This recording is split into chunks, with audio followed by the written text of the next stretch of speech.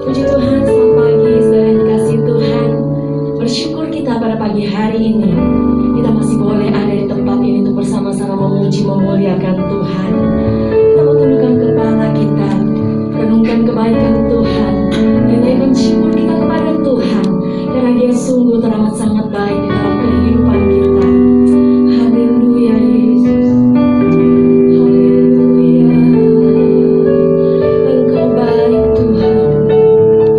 Terima kasih buat kasih-Mu. Terima kasih buat kemurahan-Mu. Haleluya.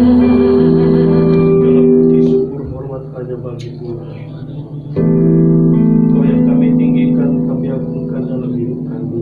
Engkau yang layak kami sembah Tuhan. Saat ini Tuhan, kami berkata terima kasih untuk kuasa penyertaan dalam hidup kami. Sepanjang malam Engkau sudah pelihara hidup kami, sehingga kesempatan saat ini lagi kami ada di rumah. Kerinduan kami rindu terus untuk bersekutu dengan Engkau. Lewat ibadah kami saat ini Tuhan, biarlah kuasa-Mu bekerja di tengah-tengah ibadah kami. Roh Kudus bekerja di tengah-tengah ibadah kami. Ampuni setiap dosa pelanggaran kami, ampuni setiap kesalahan kami. Kuduskan kami Tuhan, sehingga kami layak untuk memuji menyembah Engkau. Amin. Terima kasih Tuhan Yesus, terima kasih Tuhan. Biarlah ibadah kami dari awal pertengahan sampai pada akhirnya, kuasa Roh Kudus-Mu yang bekerja, kuasa-Mu yang dinyatakan di tengah ibadah kami, sehingga kami pun dengan sorak-sorak pujian untuk meninggikan Engkau Raja kami. Terima kasih Tuhan, Engkau pakai dan urapi kami hamba-hamba-Mu yang Kau percayakan untuk melayani pekerjaan-Mu saat ini Tuhan. Apapun bentuk pekerjaan-Mu yang Kau percayakan kepada kami untuk kami kerjakan saat ini, biarlah pengurapan dari Roh Kudus mengurapi kami semua. Kuasa otoritas Allah berdaulat dalam hidup kami, sehingga kami Tuhan menikmati kuasa Roh Kudus bekerja di tengah ibadah kami saat ini. Baik kami ada di tempat ini maupun yang ada di rumah masing-masing yang mengikuti ibadah kami Tuhan pada saat ini, kami percaya kami semua diberkati oleh Tuhan. Ketika kami bawa beban kepala kami kepada Tuhan, maka dalam ibadah kami akan mendapatkan kemenangan dari Tuhan. Terima kasih Tuhan Yesus, terima kasih Bapa yang baik. Kami berdoa untuk umat-Mu dalam perjalanan, tentang mereka dengan kuasa-Mu. Mereka boleh tiba di tempat ini, sama-sama kami memuji Engkau, sama-sama kami meninggikan Engkau. Kami mau tolak kuasa kegelapan dalam bentuk apapun yang bekerja mengganggu setiap hidup kami, mengganggu setiap sarana prasarana yang kami pakai. Dengan kuasa dan otoritas Allah kami tolak hancurkan kuasa iblis dalam nama Yesus. Kuasa darah Yesus yang bekerja di tempat ini. Terima kasih Tuhan, terima kasih Roh Kudus. Kami akan buka ibadah kami, kami melanjutkan ibadah kami saat ini. Kami buka dan tabiskan dalam satu nama yang ajaib, yaitu dalam nama Tuhan Yesus Kristus. Haleluya. Haleluya, haleluya, haleluya. Hanya Dia Yesus Tuhan yang layak menerima setiap pujian penyembahan kita. Hanya Yesuslah Tuhan dan Juru Selamat kita. Hanya Dia yang layak dipuji, dipermuliakan dan diagungkan di dalam kehidupan kita. Angkat hatimu, angkat suaramu, naikkan pujianmu kepada Tuhan. Tinggikan dan agungkan Dia, muliakan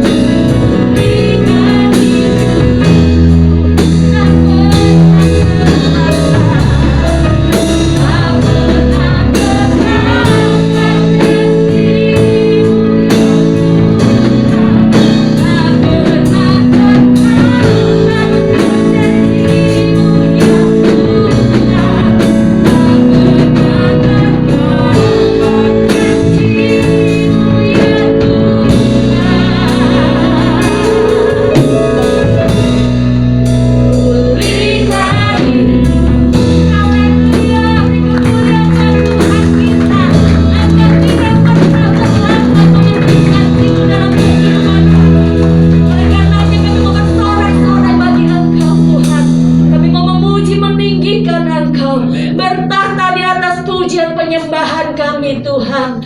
Lawat setiap kami, bekerja di tengah-tengah kami, ambil alih pekerjaan-Mu. Hanya Engkau yang dimuliakan Tuhan Yesus Kristus. Terima kasih Tuhan, di dalam nama Tuhan Yesus Kristus.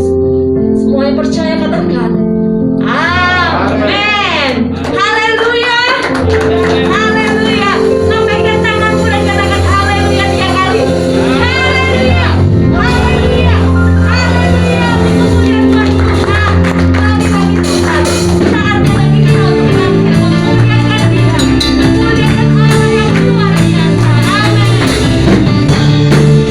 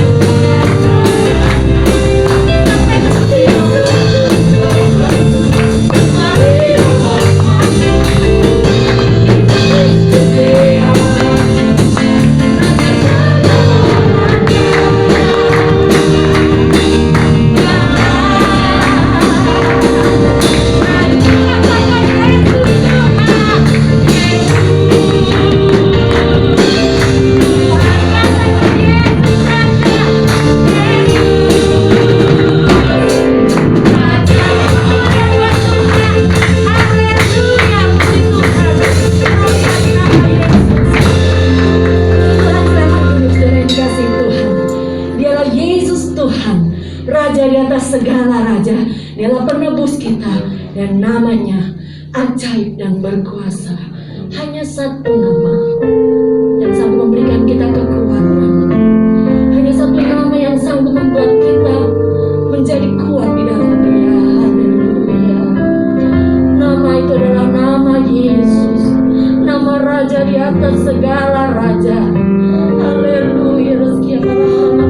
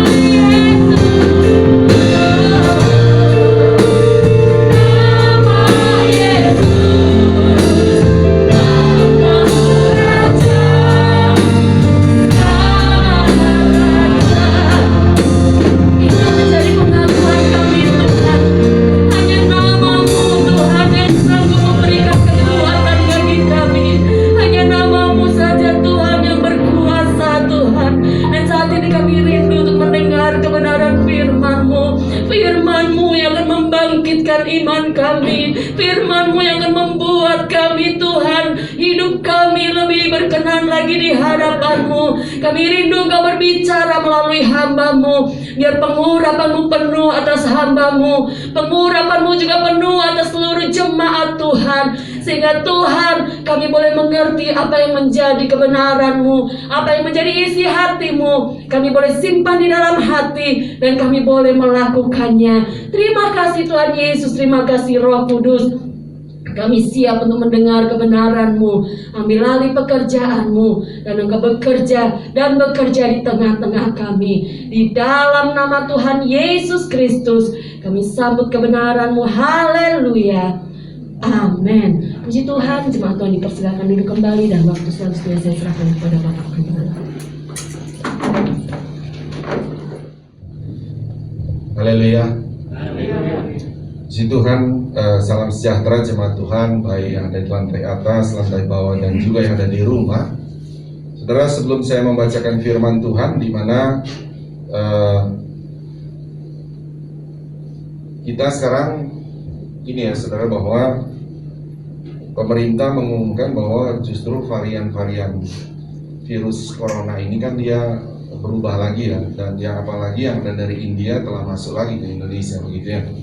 Nah, sehingga jemaat Tuhan di sini sih saudara semua tertib ya, duduk, tak jalan-jalan, pakai masker. Ya cuma saudara kan tetap beraktivitas ya, di lingkungan, di pekerjaan. Saudara tetap juga, siapa lagi mau jaga saudara kalau tidak mau tertib saudara ya, untuk terus pakai masker. Karena saya pun kadang-kala begitu di lingkungan. Ketika saya kunjungan, minggu-minggu ini kan banyak kunjungan saudara. Kadang saya lihat yang lain pun saya ingatin, tetap loh, sekalipun cuma kita dibiasakan terus begitu ya. Dibiasakan terus pakai masker, cuci tangan begitu. Karena pemerintah juga itu salah satu pengakuan iman kita kalau tidak salah ya, di poin 17 itu adalah pemerintah itu adalah salah satu wakil Tuhan, dan itu menjadi pengakuan iman kita ya. Nah, ketika pemerintah pun menganjurkan itu ya, kita harus terus seperti itu ya. Nah, kedua begini saudara, bahwa karena juga sekarang ada pengetatan, bahkan saya lihat kok ada kirim video juga di klaster Amerika, suruh ini lagi ya, jangan kemana-mana dulu. Nah, sehingga minggu depan kita turun lagi saudara jumlah beribadah ya, karena ada, saya lihat juga ada himbauan juga dari pemerintah ya, supaya menjaga. Jadi kita akan turun lagi, saudara, turun ke 30 berapa lalu ya, 6 ya, 37 ya, nanti minggu depan turun lagi ya saudara. Jadi begini, kita bisa saudara kan kalau sore kadang-kala tidak terlalu banyak, saudara bisa pindah ke sore. Dalam arti kata tidak melarang saudara, nanti kita bagi dua, saudara pindah ke sore yang tidak dapat terisi di jam pertama ibadah, saudara pindah ke yang sore begitu. Maksudnya jangan menghalangi saudara, aduh terbatas ya cuma 36 sana begitu ya, kursi yang disiapkan. Ya pindah ke sore, masih ada yang kosong. Oke, sampai di situ ya. Nah, saudara juga kan sudah dapat ini ya, yang sudah daftar untuk vaksin, mungkin nanti sebentar diumumkan. Nah, itu juga nanti kalau saat pergi ke sana, saudara harus ketat ya, tetap sekalipun sana sudah vaksin, baru vaksin pertama, saudara sudah mulai lengah lagi ya. Saya, Ibu Gembala, sudah vaksin kedua, tapi tetap harus ini, saudara tetap harus jaga terus, sama-sama. Oke, itu saja ya, nanti pengumuman mungkin kupon vaksin nanti sebentar buat saudara. Ya, mari kita kembali kepada firman Tuhan. Ya, sekarang kita masuk pada firman Tuhan. Kita bicara tentang Roh Kudus. Ya, itu tema kita, tema besar kita, saudara. Tema besar kita kan adalah Roh Kudus. Baru kita masuk pada tema-tema kecil dalam poin-poinnya kan, begitu ya. Kita sudah bahas Roh Kudus dan Pentakosta. Kita sudah bahas juga tentang pribadi Roh Kudus, dia adalah pribadi Allah. Kita sudah membahas Roh Kudus itu adalah tinggal di dalam pribadi manusia. Dan kita masuk pada poin-poin di mana fungsi-fungsi Roh Kudus yang saya sudah katakan, bagaimana Roh Kudus itu menuntun kita pada kehidupan praktikal kita.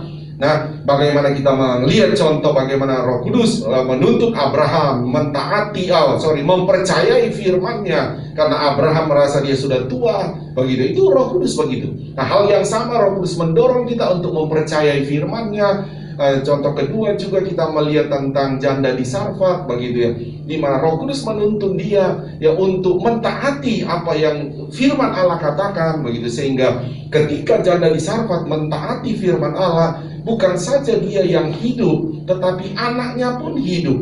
Jadi kadangkala saya pikir-pikir saudara, kadangkala ketaatan kita, kadangkala saudara itu berdampak bukan saja kepada kita tetapi kepada keluarga. Ya, apatah lagi kita sebagai orang tua, saudara ya, itu kan berdampak juga ternyata. Kalau saja janda di Sarfat itu saya merenungkan, kalau saja dia tidak mentaati, ya, dia berkata, setelah kami olah ini tepung, kami makan, kami akan mati. Tapi ketika Elia berbicara, kita sudah masuk pada poin persembahan itu adalah kebenaran Tuhan, bukan kebenaran manusia. Dan bagaimana janda di Sarfat itu masuk pada kebenaran Tuhan, dia mentaati firman Allah. Dan ketika kita lihat dia janda di Sarfat masuk pada kebenaran Tuhan, justru dia tidak mati, tetapi dia hidup, bahkan anaknya pun dampaknya hidup, begitu ya. Mereka dapat makan. Jadi sebaliknya juga tentu ketika kita tidak mentaati, itu dampaknya juga bisa ke anak-anak. Dampaknya ke sana. Ya, oke ya saudara, kita lanjut lagi. Saudara, mari saya akan masih membahas saudara pada poin ini, saudara, poin yang dimana Roh Kudus itu, ya, Roh Kudus itu dia ada dalam kita, ya, berfungsi kepada kita, menuntut, jadi dia menarik kita ya. Menarik kita untuk masuk dalam kebenaran Tuhan. Dan itu memang karena kita punya kehendak bebas yang juga dari Tuhan, sehingga Roh Kudus juga tidak memaksa, tetapi dia terus memberikan firman-Nya supaya dia tarik kita, ayo masuk dalam kebenarannya. Ya, nah kita membahas pada poin berikut ya, poin yang ketiga kalau tidak salah, atau keempat yang kita sedang bahas kemarin, tentang persembahan itu adalah kebenaran Tuhan, bukan kebenaran kita. Saudara harus pahami itu, saudara, begini. Sehingga ketika kita sebagai jemaat Tuhan, kadang-kala kan begini, saudara, ketika kita bahkan ketika kita mendengar pembahasan firman tentang persembahan, bisa saudara punya hati bergejolak. Saudara, bergejolak bisa bergejolak negatif atau bergejolak membara untuk masuk pada kebenaran Tuhan. Antara dua itu, ya. Tetapi saudara Islam Tuhan, biarlah kita semua, mungkin saudara mendengar tentang kebenaran Tuhan tentang persembahan itu, kita bergejolak dalam arti saya mau masuk pada kebenaran itu. Seperti janda di Sarfat itu kan, dia sempat bergejolak juga. Tetapi pada akhirnya dia bergejolak untuk menolak. Ya, menolak, tetapi akhirnya dia memenangkan hidup dia masuk pada kebenaran Tuhan. Dan saya dia melihat bahwa betapa luar biasa ketika dia masuk pada kebenaran Tuhan dalam hal persembahan. Ya, saya sempat bersaksi sedikit bagi saudara dan minggu lalu ya. Nah, kita melihat dulu ya. Mari kita baca ayat firman Allah. Saya coba membuka cara pandang saudara supaya bisa memahami tentang persembahan. Bagaimana dalam perkataan firman Tuhan dalam 2 Korintus pasal 9 ayat yang ke-6. Mari kita bangkit berdiri. Kita akan baca ayat ini ya. Sampai 10 saja ya, saudara.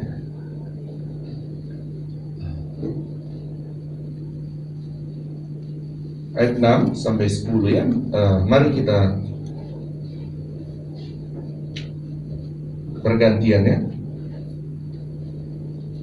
Saya ayat 1, saya 6, saudara ayat 7. Camkanlah ini. Perikopnya memberi dengan sukacita membawa berkat. Camkanlah ini, orang yang menabur sedikit akan menuai sedikit juga, dan orang yang menabur banyak akan menuai banyak juga. Hendaklah masing-masing memberikan menurut kerelaan hatinya, jangan dengan sedih hati atau karena paksaan, sebab Allah mengasihi orang yang memberi dengan sukacita. Dan Allah sanggup melimpahkan segala kasih karunia kepada kamu, supaya kamu senantiasa berkecukupan di dalam segala sesuatu, dan malah berkelebihan di dalam pelbagai kebajikan. Seperti ada tertulis, Dia membagi-bagikan, Dia memberikan kepada orang miskin, kebenarannya tetap untuk selamanya. Ayat 10 bersama-sama, 1, 2, 3. Ia yang menyediakan benih bagi penabur dan roti untuk dimakan, Dia juga yang akan menyediakan benih bagi kamu dan melipat gandakannya dan menumbuhkan buah-buah kebenaranmu. Amin. Tuhan berkati, silakan duduknya. Kalau saudara lihat bagaimana Rasul Paulus menyampaikan kebenaran ini kepada jemaat di Korintus tentang persembahan atau memberi itu. Bahkan dia menggunakan sebuah perumpamaan tentang menabur, begitu. Ya, karena memang persembahan itu belum dipahami oleh jemaat di Korintus, begitu ya. Sehingga dia menggunakan zaman dulu orang pekerjaannya rata-rata bertani. Nah, sehingga firman Allah ini melalui Rasul Paulus coba memberikan sebuah perumpamaan. Begini loh, Paulus bilang, coba kamu lihat, ya, ini model memberi itu. Kamu kan petani, ya. Kamu lihat petani ketika dia menabur jagung seandainya begitu ya, benih-benih apa atau gandum zaman dulu mereka pakai gandum. Saudara, kalau dia tabur, kalau kita jagung ya kita tahu ya, jagung kita tabur, jagung di satu titik itu kita tabur. Biasa kalau petani dia bisa taruh 3 benih, 3 butir jagung. Mengingat apa? Saudara, mengingat satunya takut mati. Itu petani. Jadi sehingga ada cadangan. Itu yang saya tahu diajarkan dulu. Tapi tidak boleh lebih. Dalam arti kata dalam satu, karena mesti dibagi-bagi dia itu tabur begini. Nah, pada waktu dia tumbuh, saudara, pada waktu dia tumbuh nanti dan dia berbuah, dia tidak akan menghasilkan 3 butir juga. Bahkan dia bisa menghasilkan beberapa batang itu, saudara. Bahkan kadang-kala satu batang bisa ada 2 buah di sana, kan begitu. Itu jagung, ya. Baru dalam biji jagung itu dia punya apa, saudara? Butir-butirnya itu banyak sekali. Nah, itu yang coba digunakan oleh Rasul Paulus menyampaikan hal memberi juga.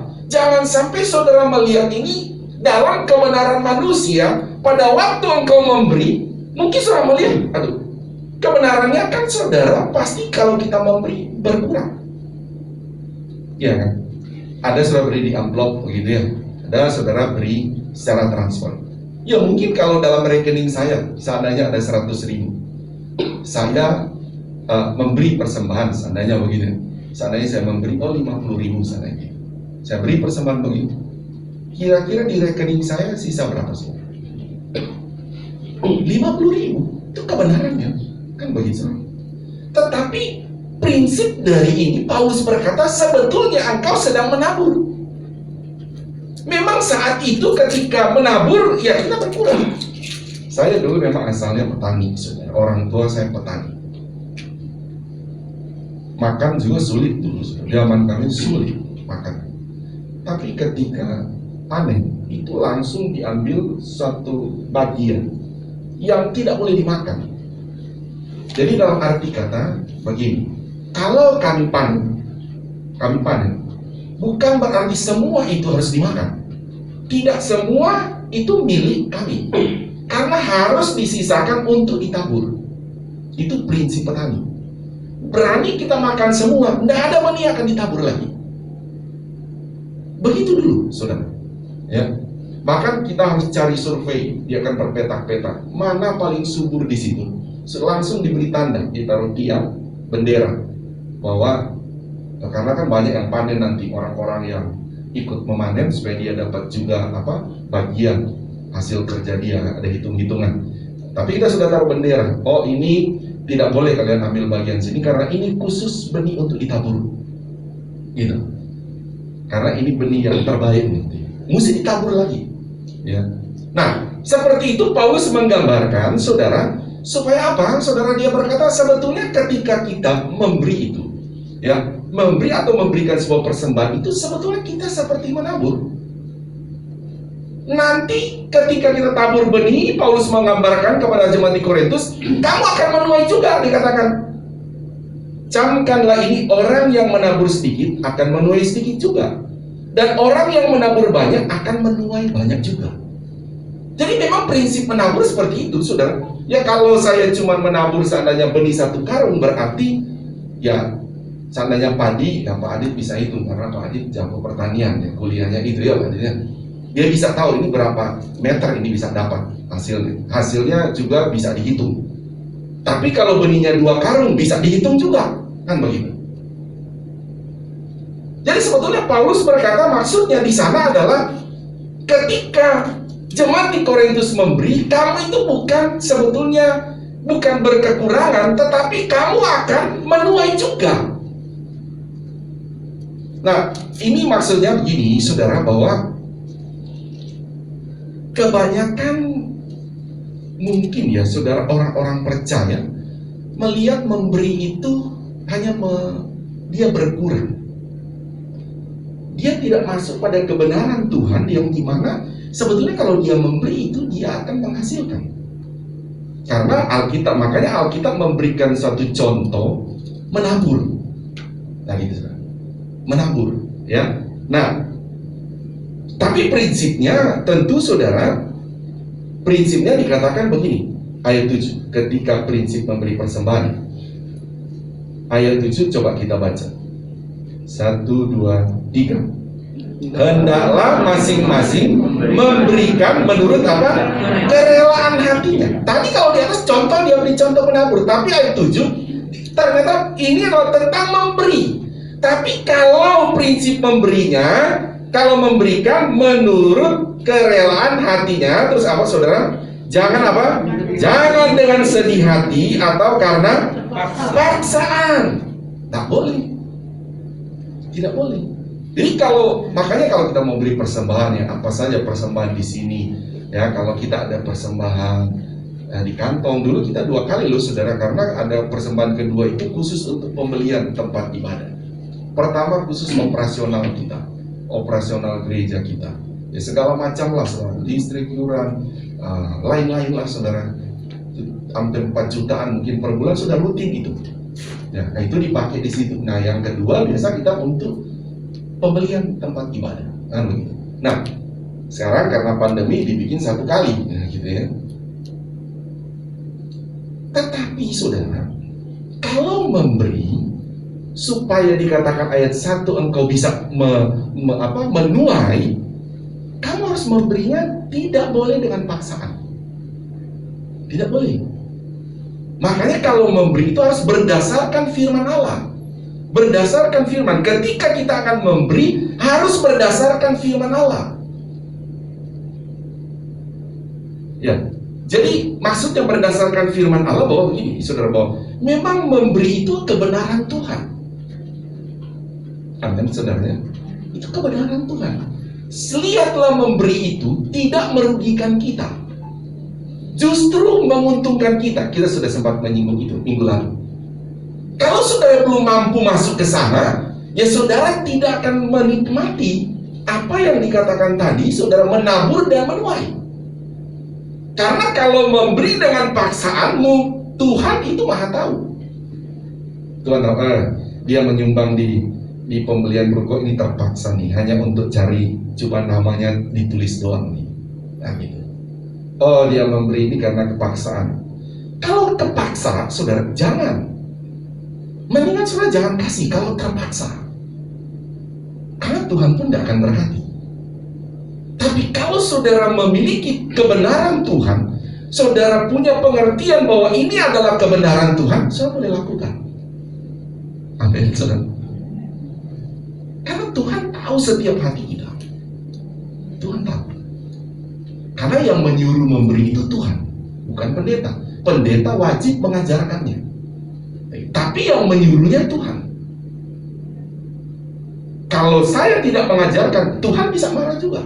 Karena ini perintah Tuhan. Haleluya, saudara. Nah, jadi kalau kita lihat dikatakan, jangan dengan memberikan menurut kerelaan hati, jangan dengan sedih hati, jangan dengan paksaan. Sebab apa kata? Allah mengasihi orang yang memberi dengan apa, saudara? Sukacita. Jadi Allah mengasihi. Kenapa Allah mengasihi? Ya, karena memang Allah yang perintahkan, Tuhan yang mengajarkan. Amin, saudara.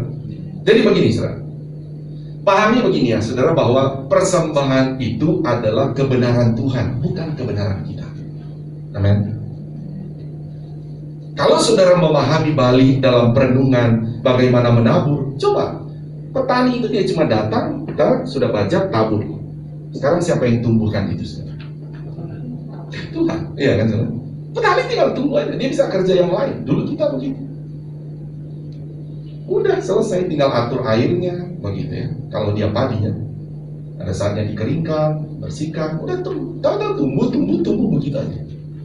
Ya, nah sekarang saya ajar saudara ya, saya ajar saudara tentang persembahan ini ya, supaya saudara menikmatinya, berkat Tuhan di dalamnya, saudara. Sayang sekali kalau saudara tidak mengambilnya berkat itu. Sayang sekali. Itu berkat buat kita sebetulnya, saudara ya. Gini.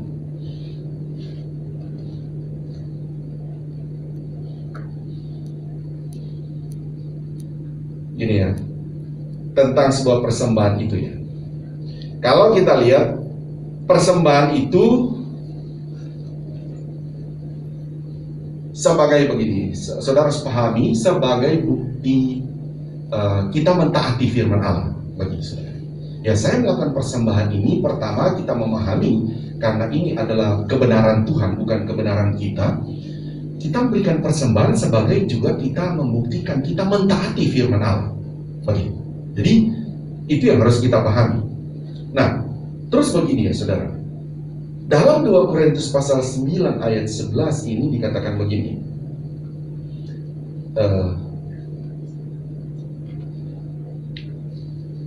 Ayat 10, ia yang menyediakan benih bagi penabur dan roti untuk dimakan, ia juga yang menyediakan benih bagi kamu dan melipat gandakannya dan menumbuhkan buah-buah kebenaran. Jadi sebab gini ya, persembahan itu kalau kita memberi persembahan, sebetulnya itu bukan kita punya kalau kita lihat, karena Tuhan juga yang memberi, kan begitu.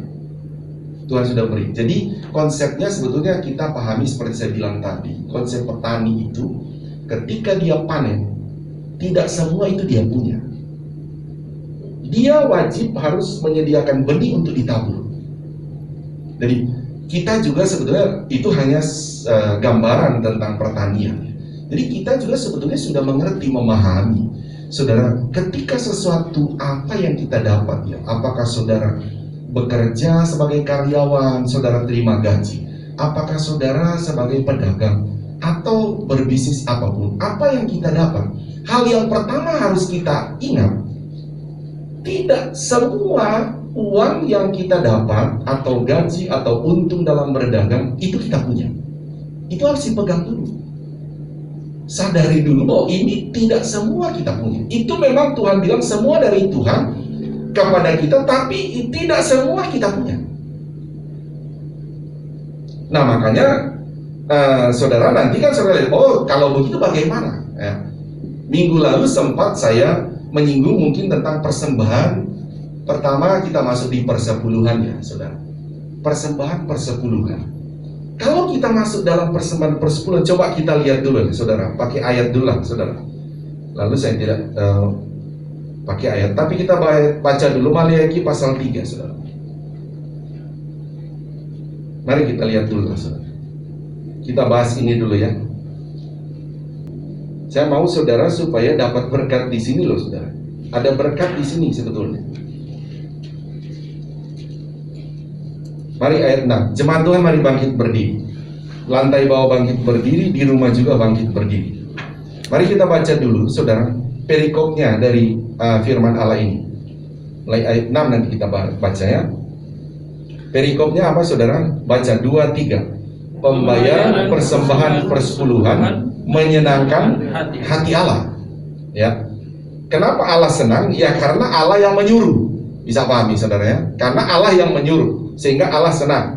Ayat 6 saya, ayat 7 saudara ya. Bahwasannya aku, Tuhan, tidak berubah. Jadi Tuhan itu pribadi tidak berubah, firman-Nya pun tidak berubah. Dan kamu, Bani Yakub, tidak akan lenyap. Janjinya, ayat 7. Sejak zaman nenek moyangmu, kamu telah menyimpan dari ketetapanku dan tidak melanggarnya. Kembalilah kepadaku, maka aku akan kembali kepadamu.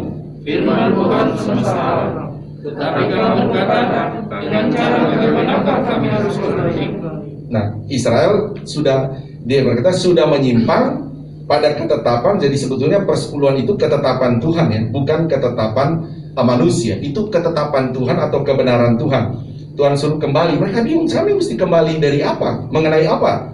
Nah, ayat 8. Bolehkah manusia menipu Allah?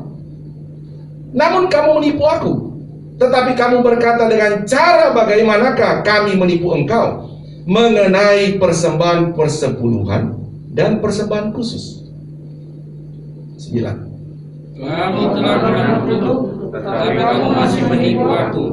Ya, kamu seluruh bangsa. Ayat 10 bersama-sama. 1, 2, 3.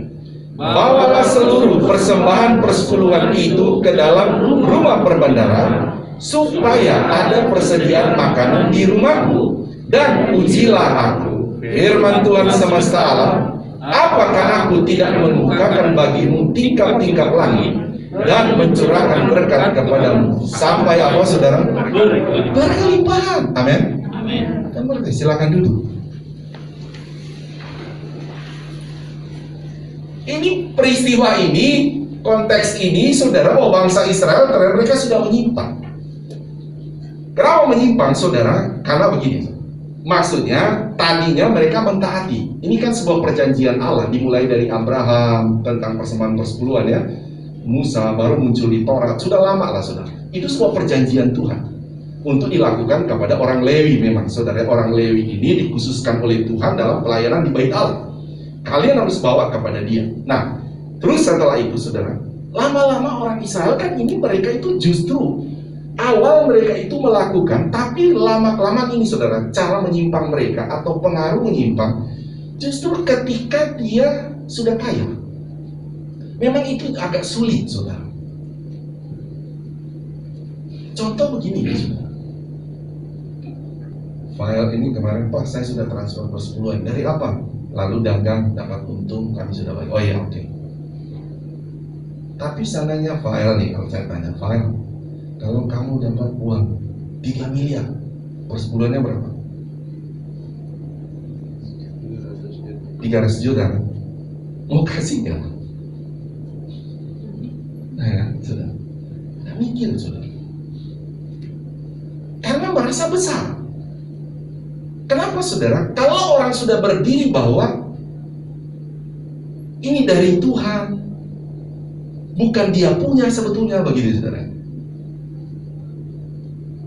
Tadi saya bilang kalau masih kecil, ringan. Ini orang Israel.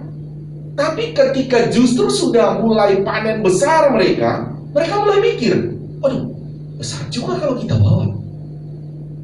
Sama dengan kita sempat bahas kemarin Ananias dan Safira ya. Ananias dan Safira, ketika mereka dapat besar, mereka mikir juga, oh sayang nih, kita mau kasih.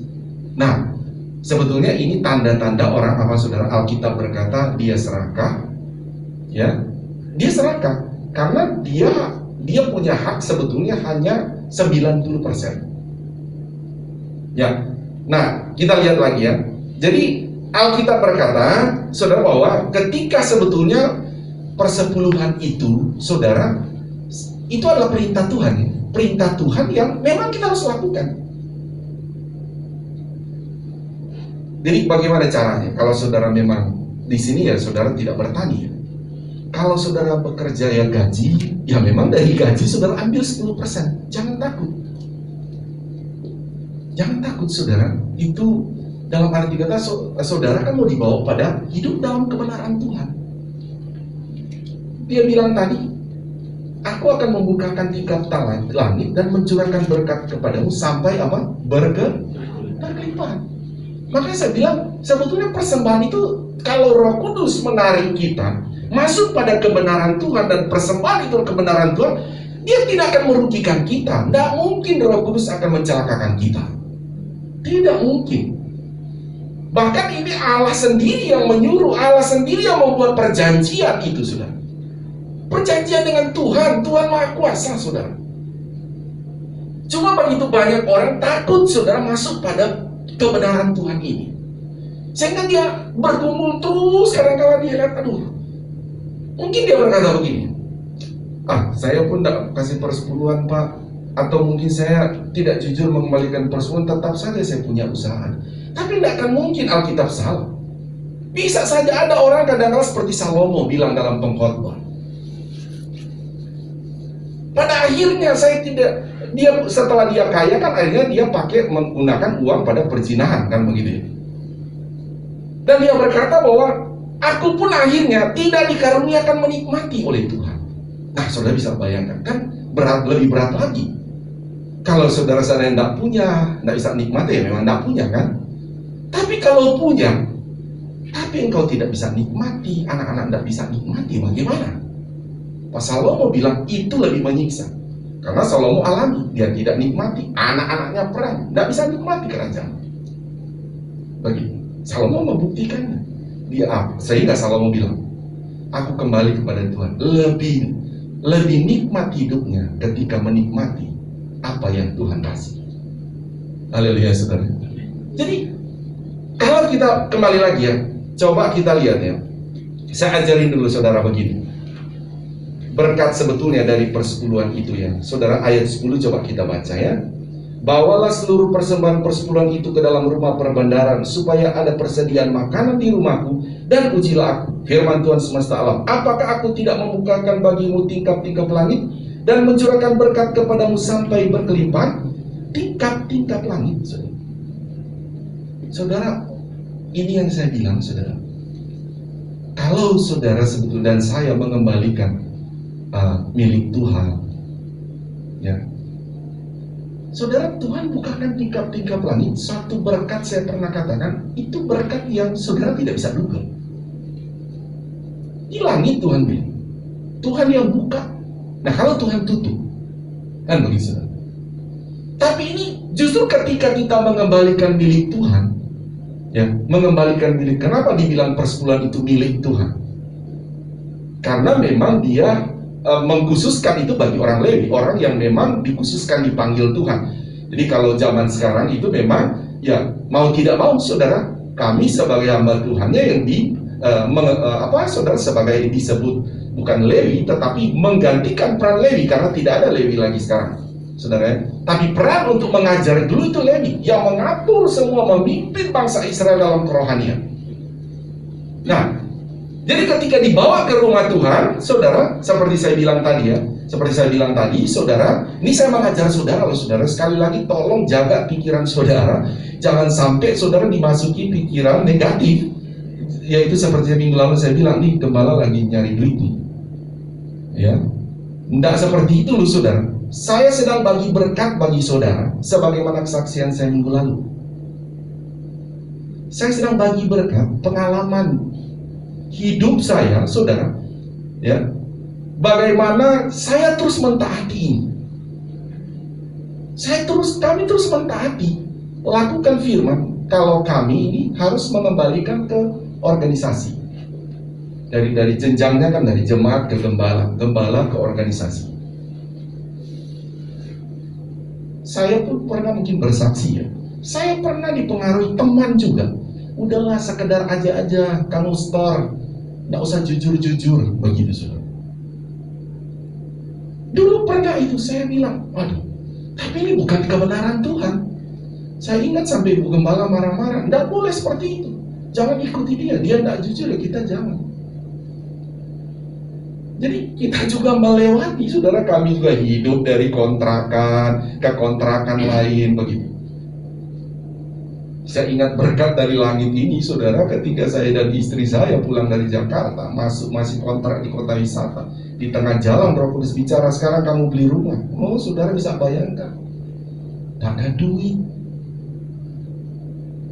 Tapi yang kita ikuti, saudara, memang sudah waktunya Tuhan. Tuhan akan membukakan tingkap langit. Pengalaman-pengalaman dalam Roh Kudus, saudara, melalui kebenaran itu akan terjadi. Haleluya, saudara. Itu akan terjadi. Saya harap saudara, mungkin saudara sebagai orang tua sudah melakukan. Tapi saudara harus ajarkan anak-anak, saudara harus lakukan. Satu waktu kita sudah tua, anak-anak ini harus, saudara, mereka harus hidup dalam kebenaran. Tanya Tuhan yang bisa menjamin orang sampai masa tua. Ya.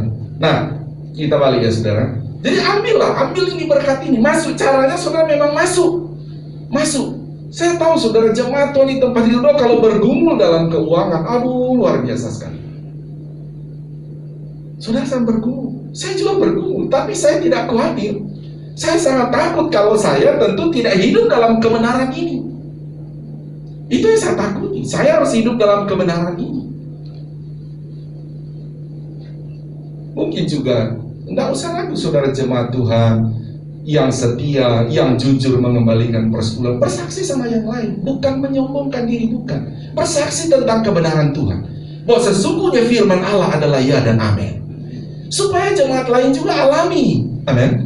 Supaya dia alami berkat dari persepuluhan itu. Tapi saudara terus menerus ya, jangan bulan ini melakukan, bulan depan tidak, mesti terus.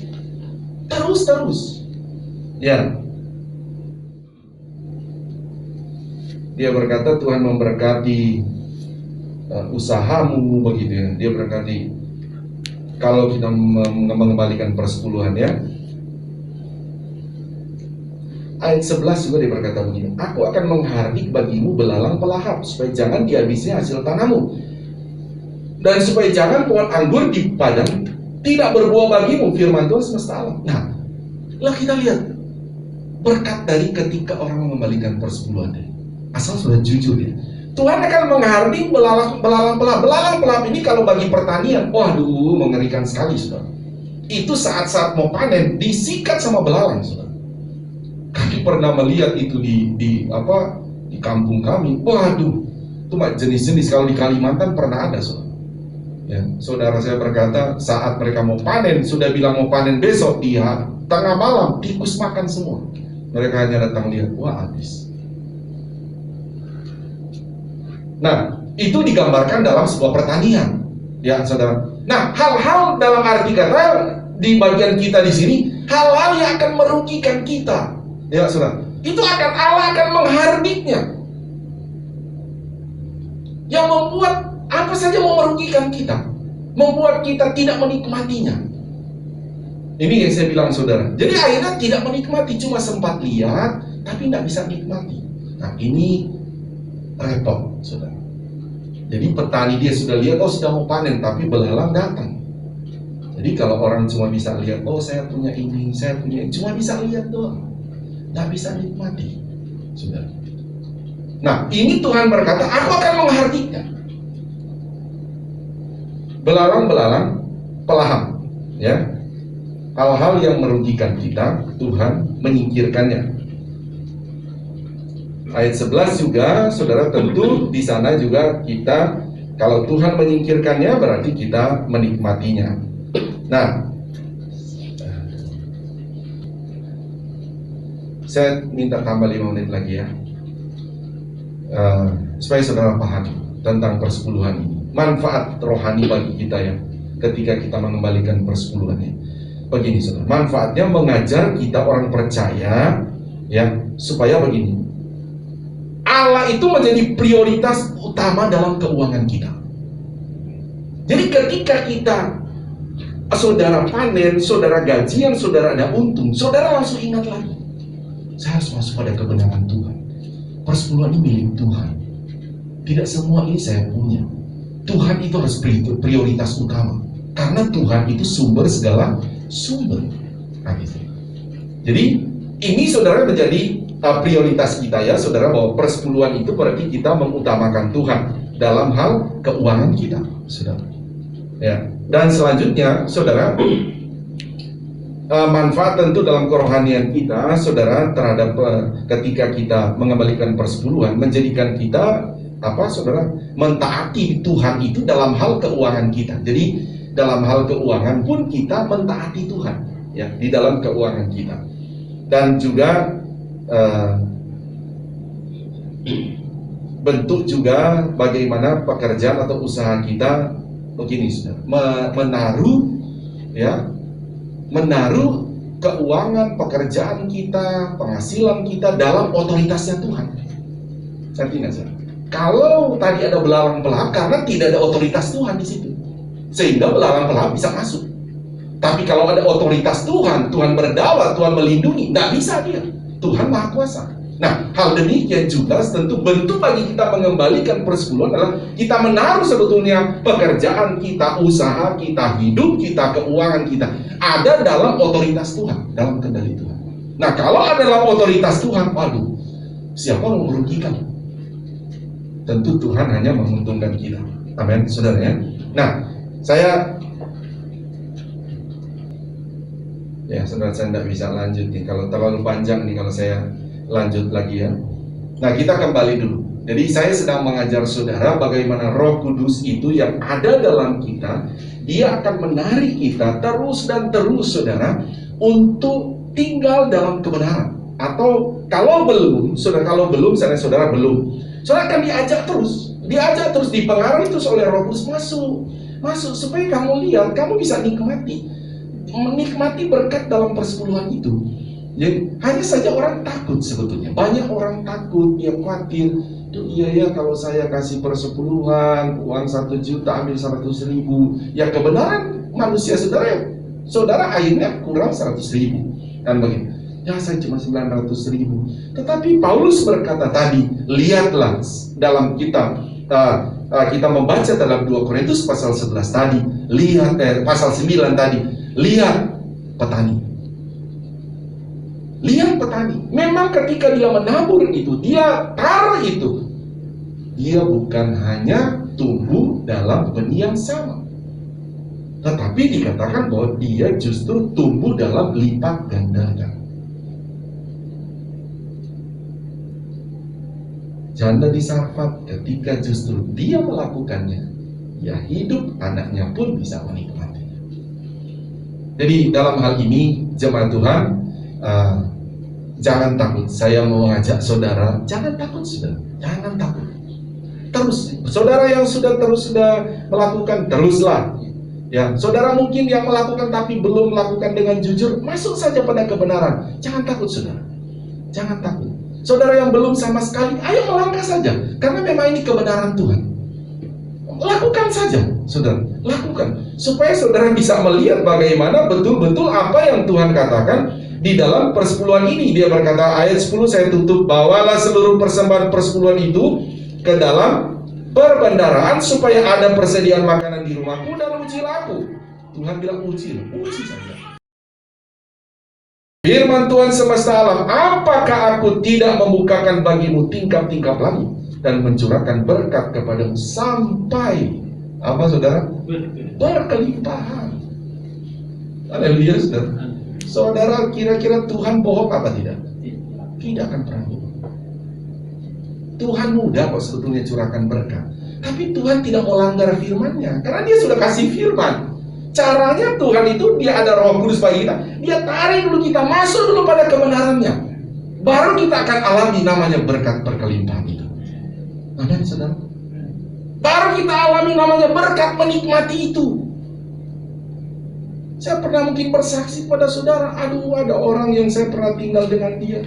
Dia pengen bahkan beli helikopter, uangnya sampai saya bilang ke saya sendiri loh, Om ini punya uang sampai 7 turunan loh Yan. Tapi Om gak bisa nikmati, Om cuma bisa lihat doang.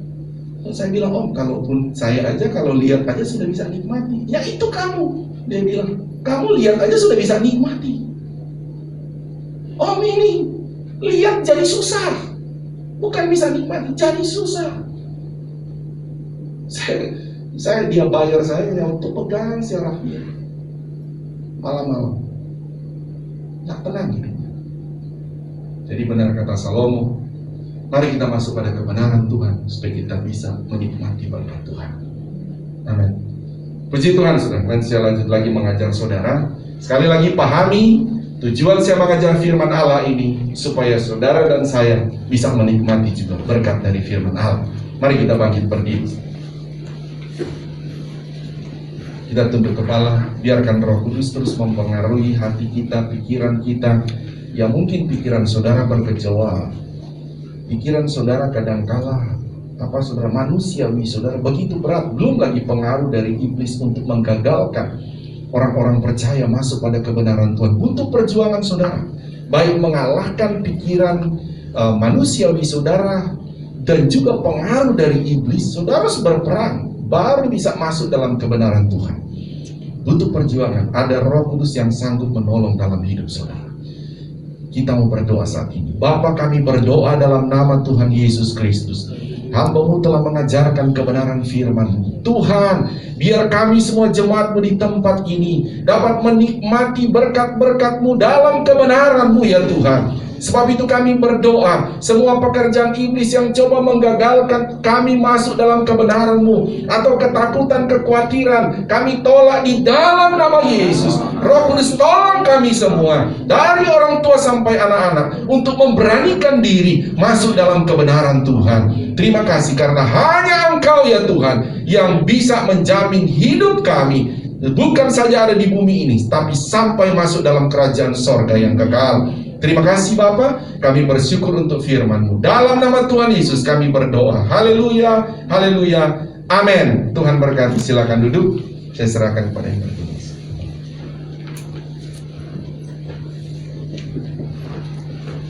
Puji Tuhan, saya percaya kita semuanya diberkati melalui kebenaran firman Tuhan yang sudah disampaikan.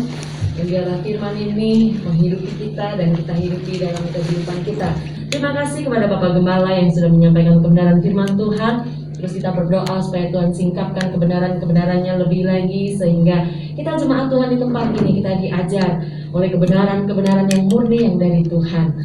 Terima kasih juga pada segenap pelayan yang bertugas, mulai dari Asher, petugas protokol, kolektan, WL singers, pemain musik, dan juga seluruh jemaat Tuhan yang hadir maupun yang di rumah yang sudah memuji Tuhan dengan sungguh-sungguh. Kita sudah melayani Tuhan. Saya percaya ketika kita lakukan pelayanan ini dengan penuh sukacita dan kesungguhan hati, semuanya menyenangkan hati Tuhan. Puji Tuhan saudara, untuk ke persembahan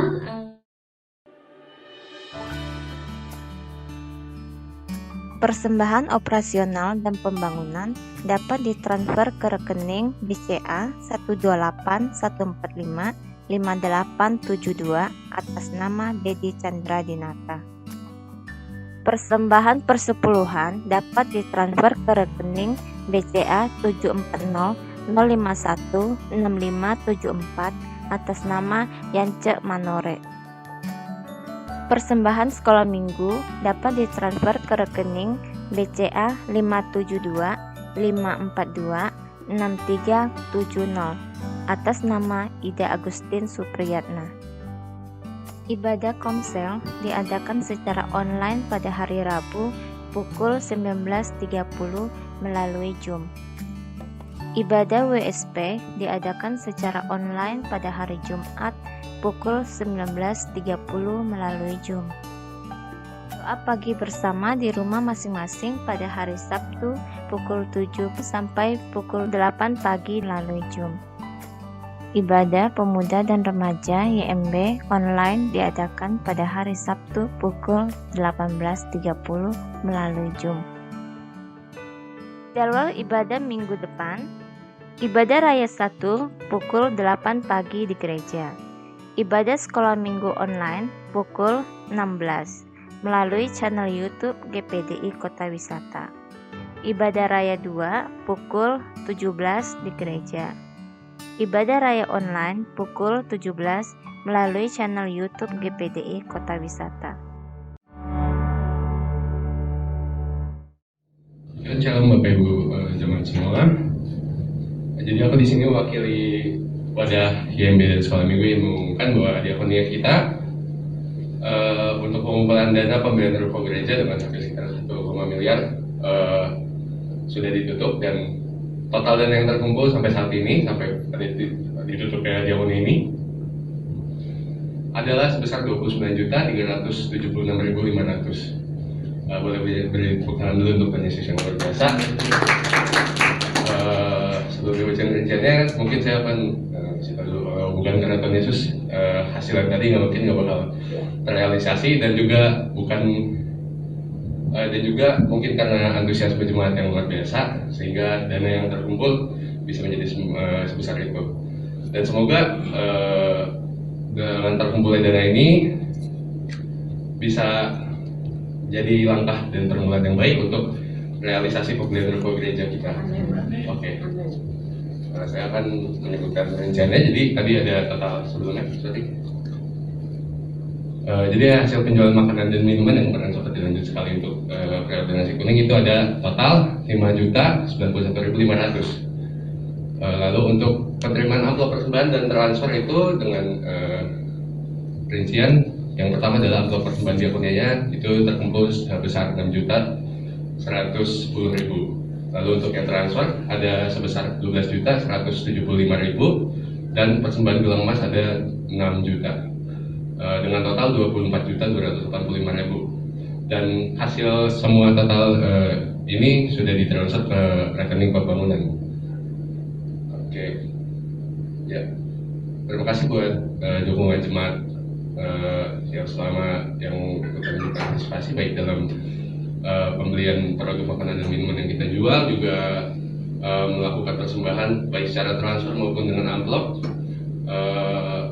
Mohon dukungan doa dari jemaat semua supaya pembelian ruko ini segera terrealisasi. Dan karena diakonia kami sudah ditutup, bukan berarti jemaat tidak bisa melakukan persembahan pembangunan, karena bagi jemaat yang ingin terus melakukan persembahan pembangunan untuk ruko gereja bisa langsung aja transfer ke rekening pembangunan atau berupa amplop juga bisa minta di bawah amplop ini. Oke, itu aja pengumuman yang bisa disampaikan. Terima kasih. Puji Tuhan, mari kita bangkit berdiri, kita akan tutup dalam doa. Haleluya. Kami berterima kasih ya Tuhan buat kasih karunia-Mu, kami boleh beribadah bersama-sama saat ini. Dan kami bersama jemaat-Mu ya Tuhan, setelah anak-anak IMB telah melakukan bagian mereka untuk pembelian ruko, kami berdoa untuk perluasan tempat ibadah kami. Kami berdoa bersama Tuhan, tolonglah kami semua. Kami percaya Tuhan kami maha besar, Tuhan kami sanggup mengadakan itu ya Tuhan. Kami mohon di dalam nama-Mu Tuhan Yesus, nyatakan bagi kami sehingga terjadi perluasan perlebaran tempat ibadah kami ya Tuhan. Terima kasih Bapa, berkati semua jemaat-Mu ya Tuhan yang telah terus terlibat dalam hal apapun dalam pembelian tempat ini. Terima kasih, Kau balas berkat bagi anak-anak IMB dan anak-anak sekolah minggu yang sudah Engkau pakai Tuhan, menggerakkan hati kami, telah Engkau pakai Tuhan untuk supaya kami dapat ikut terlibat di sana. Berkati anak-anak IMB dan anak-anak sekolah minggu ini. Terpujilah nama-Mu. Saat ini kami berdoa juga kepada-Mu seluruh jemaat-Mu di tempat ini. Segala pergumulan-pergumulan mereka ya Tuhan, baik dalam keluarga, baik Tuhan dalam kesehatan, dalam pekerjaan ya Tuhan, terlebih juga di dalam mengiring akan Engkau, Tuhan saja yang menolong. Terima kasih Bapa, berkati pemerintah kami juga, memberkati ya Tuhan, juga segala pemerintah dari pusat sampai daerah, dan juga saat-saat ini doa kami ya Tuhan, di mana kami juga mendengar bahwa COVID saat ini bahkan sudah mulai berubah lagi. Tapi kami berdoa Tuhan, kepada siapa lagi kami minta perlindungan selain kepada-Mu ya Tuhan.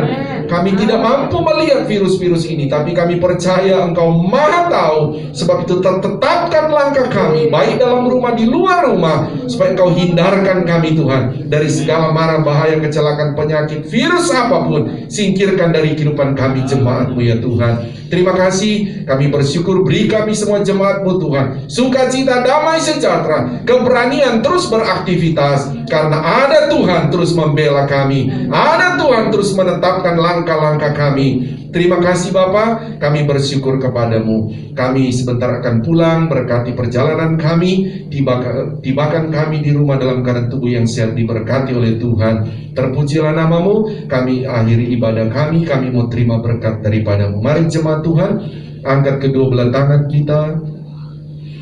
Inilah kami anak-anak-Mu ya Bapa di sorga. Mengangkat tangan kami di hadapan-Mu adalah terus pengakuan iman kami bahwa keselamatan hanya ada di dalam nama Tuhan Yesus Kristus. Engkaulah Tuhan yang menjadi sumber segala sumber berkat buat kami jemaat-Mu ya Tuhan, dari orang tua sampai anak-anak. Tuhan, terimalah berkat dari Allah Bapa, cinta kasih sayang daripada Tuhan Yesus Kristus, penghiburan, persekutuan, damai sejahtera, urapan-urapan baru dari Roh Kudus memenuhi, memberkati kita semua. Saat ini sampai Maranatha, Tuhan Yesus datang kembali menjemput kita semua. Taruh tangan di dada, naikkan pujian ini.